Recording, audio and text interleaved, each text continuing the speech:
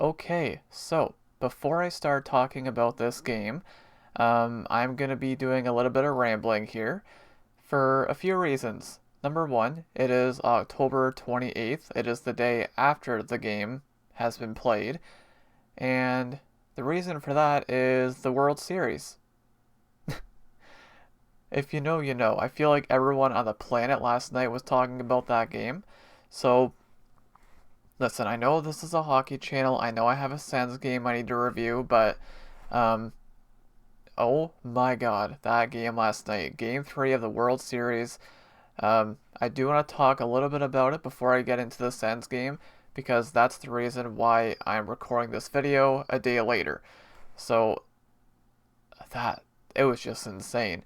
So, if you don't know what happened in the World Series, the game went to 18 innings, which was tied for the longest game in World Series history. And I watched the whole thing. It was 6 hours and something. I forget how long it was exactly, but they basically played two games.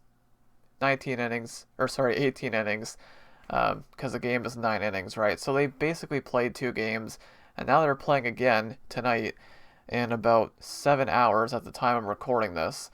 So that was just insane. So that game didn't finish until about 3 in the morning Eastern time, and obviously I wasn't going to record this video during the game, and I wasn't going to record it after the game because it was way too late. I just wanted to go to sleep, so that's what I did. So here we are. We are here the next day reviewing the Sens game, and this is too funny. This is just too funny because the last game against Washington, I was not able to watch the whole thing. I watched the first period, and they won 7-1. So what happens in this game? I watched most of the first period. I don't watch the rest of the game pretty much because of the World Series, and they win 7-2. So what you're saying is I need to not watch the game, or only watch the first period, and the Sens will score 7 every night apparently. So also I saw a stat, a post by Bar Down on Twitter. If I can get a screenshot of this, I'll put it on the screen right now. But this is the first time that the Sens have scored 7 goals in back-to-back games since 1993. Yeah, just insane. Absolutely insane. So, Monday, October 27th, the Ottawa Senators played their 10th game of the regular season against the Boston Bruins. It was a 7:30 Eastern start time. This was a home game for the Sens. So it was Levi Merilainen starting for the Sens and Jeremy Swayman starting for the Bruins. So, not sure exactly why Allmark didn't start tonight, but uh, it was the right call apparently, wasn't it? So the Sens were 4-4-1 coming in, and the Bruins were 4-6 coming in. And I wanted to make a note of this. The Sens are wearing their new red jerseys. I love those things. I really hope I can get my hands on one of those someday. I love those. I know a lot of people are not the biggest fan of them from what I've heard, but personally, I love them. Maybe, I don't know, I'm biased because I'm a Sens fan, but I think they look pretty sharp. So, this game was, honestly, I'm kind of a little bit fortunate I was able to watch this game. So, this game was on Prime. I don't have Prime, so, but it was also available in French. So, maybe this is just something that I don't know about, but I thought the games that were on Prime were only available on Prime and nowhere else, but apparently I did get this game and it was in French, so I can't really understand French, so I didn't really know what they were saying. I wish I could, but I can't.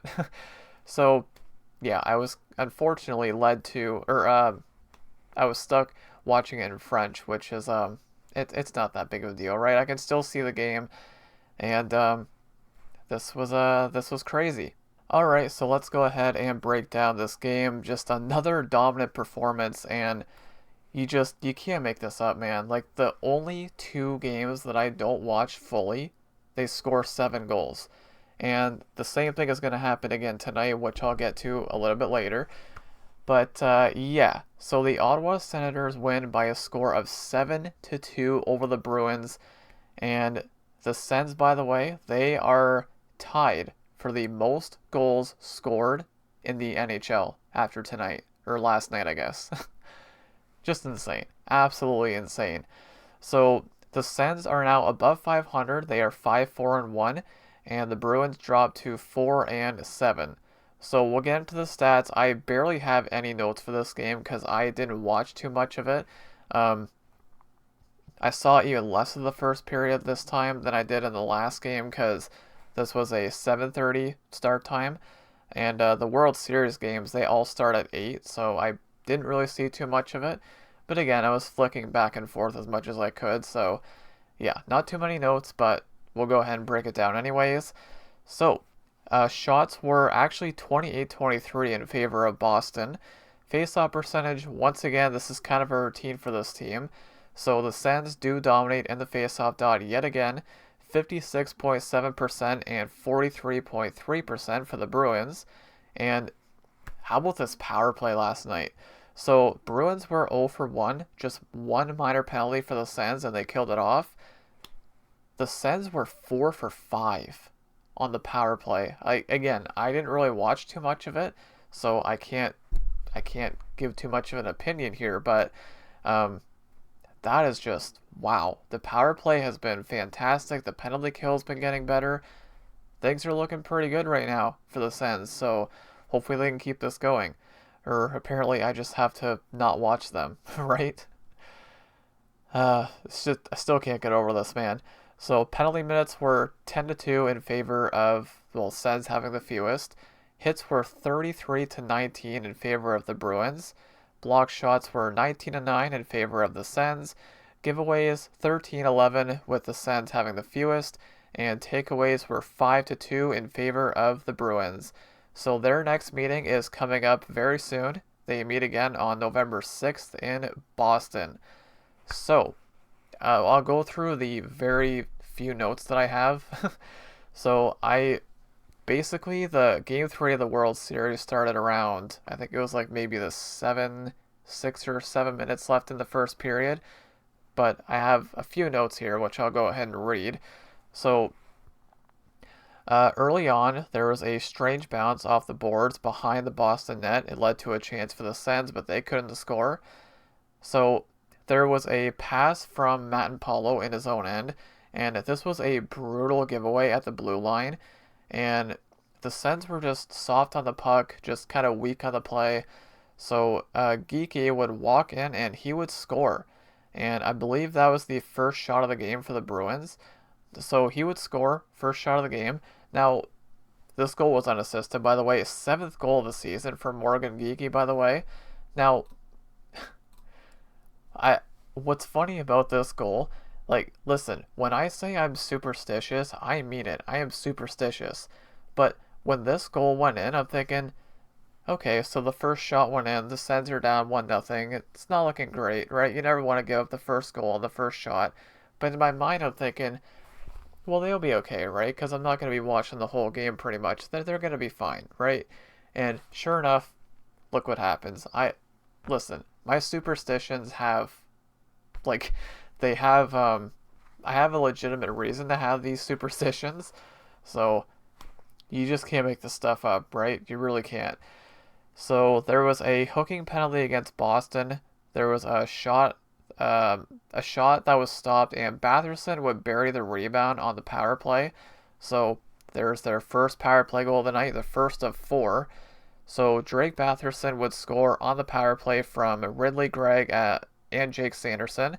So didn't mention this, Boston's goal by Geeky was scored at the 3:06 mark of the first period, and the Batherson goal was at the 10:25 mark of the first period. So we got a tie game. So I'm like, okay, this is good. This is looking good. So Kastelik would take a tripping penalty, by the way, former Sen. And right after that penalty was called, that was when Game 3 started for the World Series. So I kind of tuned out of this game pretty much completely. So, yeah, I don't have any other notes after that. So I guess I'll just go ahead and break through the scoring summary. But the shots were 10-9 in the first period in favor of Ottawa, and it's 1-1. So I'm like, okay, this is a close game, right? They can go either way. So we roll into the second period, and Claude Giroux would score a minute and 8 seconds into the second period from Michael Amadio and Shane Pinto. That's Giroux's second of the season, so the Sens take a 2-1 lead. And then at the 14:44 mark of the second period, Drake Batherson would score again, his second of the game, fourth of the season, from Fabian Zetterlund and Lars Eller. That is not the last time I'll say Zetterlund's name, by the way. So that made it 3-1 Ottawa. And again, I was flicking back and forth between this game and the World Series, so I tried my best to watch most of it. So yeah, so in that second period, I'm trying to see where you see it. Where are the shots? Like blanking out here. Yeah, so the shots were 11-4 for Boston in the second period. So 2 of the 4 shots that Ottawa took, they went in. So just insane. Just absolutely insane. So going into the second intermission, the Sens have a 3-1 lead. So it's looking pretty good, but still kind of close, right? So we roll into the third period, and again, I saw one of these goals, which I'll get to in a second.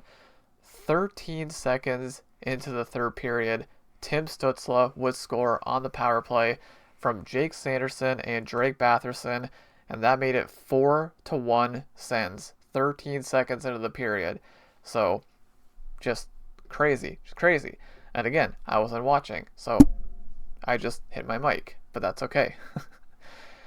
And then at the 9:33 mark of the third period, Tim Stützle would score on the power play again. This goal I did see this one. He kind of walked in. I think I saw this one, right? Yeah, I did. Again, I'm doing this the day after, so I'm trying to remember while also, thinking of the 18-inning World Series game. So, yeah, a lot of stuff has happened over the last 24 hours in the world of sports, but yeah, so Tim Stützle would score on the power play again, his second of the game, from Jake Sanderson and Dylan Cousins at the 9:33 mark, and that would make it 5-1. So then, at the 12:22 mark, Nick Cousins would score his second of the season from Tim Stützle and Nick Jensen. So that is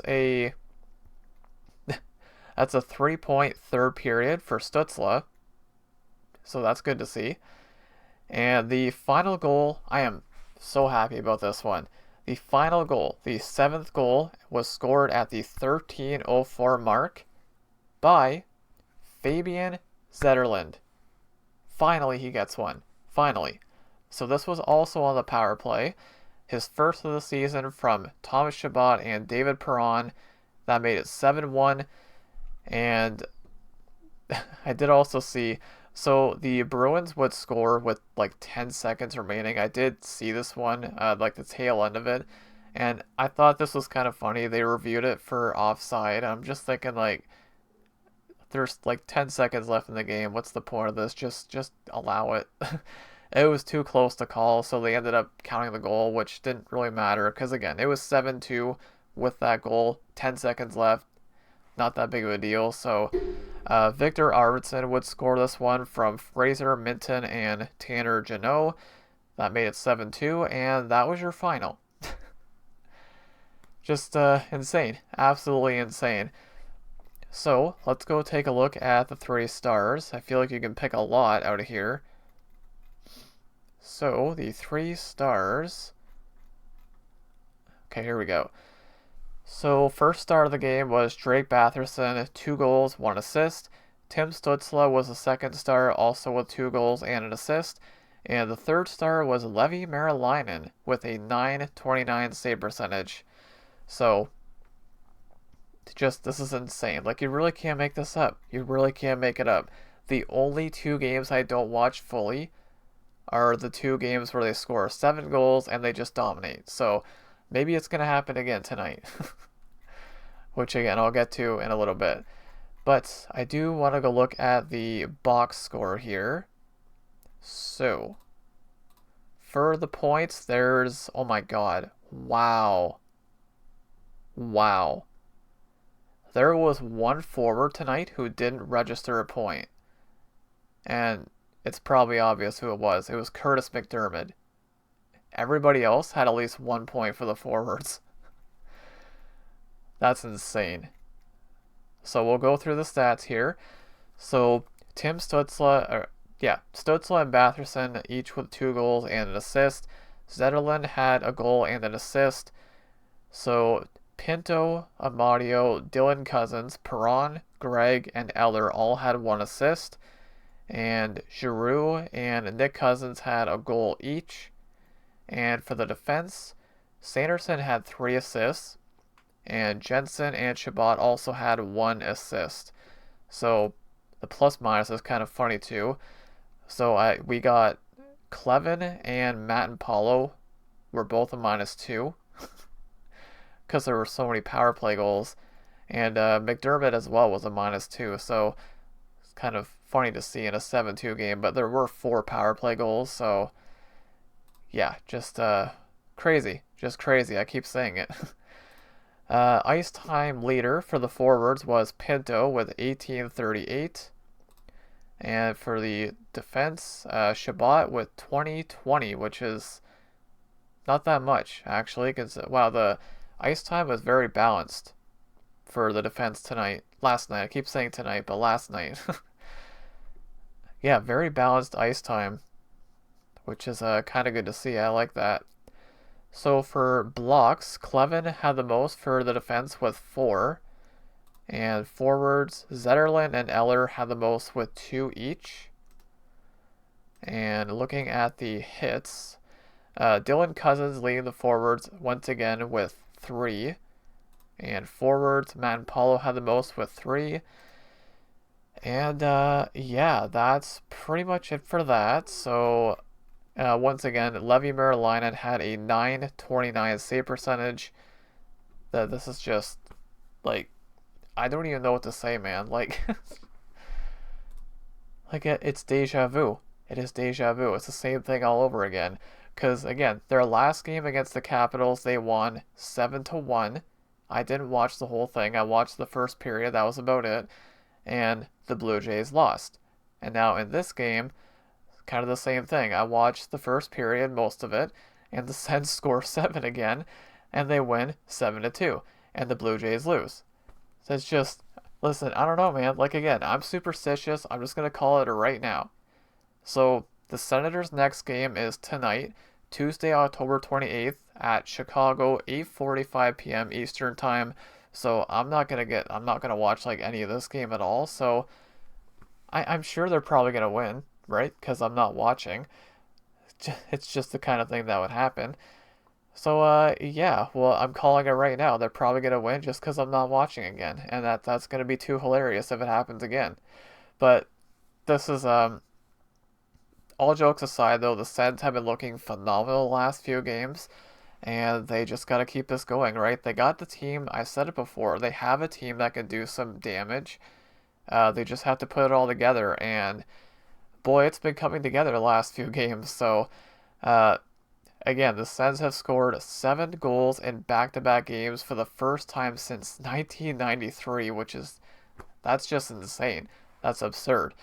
So, yeah, we'll see how they do tonight in Chicago. Chicago's been doing pretty well so far, so we'll see how that goes. Again, I will not be watching too much of this game, but of course, I'll be doing my best to flick back and forth and watching that and the World Series. So, yeah, that's pretty much it for that, guys.